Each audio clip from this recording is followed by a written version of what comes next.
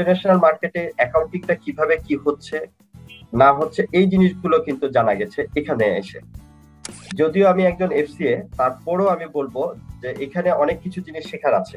আমাদেরকে হাতে কলমে যেভাবে করে শিখিয়েছে, আমি মনে করি আমি এটাতে সমৃদ্ধশালী হয়েছি। আমি 16তম ব্যাচে যে ট্রেনিংটা করলাম, নিজামুদ্দিন ভাইয়ের যে লেকচারটা ছিল, সেই লেকচারগুলো আমার খুবই ভালো লেগেছে। প্র্যাকটিক্যাল ট্রেনিং আসলে এরকমই হওয়া দরকার, যে একদম পুরোপুরি লাইভ ডাটা সবকিছু নিয়ে আমাদেরকে হাতে কলমে যেভাবে করে শিখিয়েছে, আমি মনে করি যে আমি এটাতে সমৃদ্ধশালী হয়েছি। যদিও আমি একজন এফসিএ, তারপরও আমি বলবো যে এখানে অনেক কিছু জিনিস শেখার আছে। আসলে আমরা যখন বাংলাদেশের মার্কেটে নিয়ে কাজ করছি, আসলে আমরা দেখলাম হচ্ছে শুধুমাত্র বাংলাদেশ সম্বন্ধে জানি।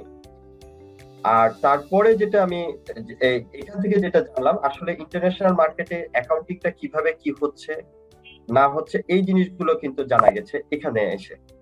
আমরা এর আগে এই জিনিসগুলো একদম টোটালি ডার্কে থাকতাম।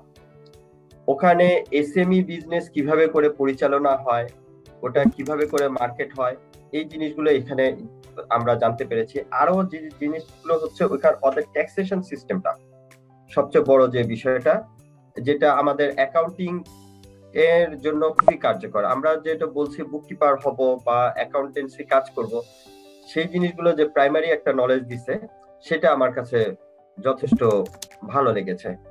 ধন্যবাদ আবারও নিজাম ভাইকে যে এত সুন্দর করে আমাদেরকে ট্রেনিংটা দেওয়ার জন্য।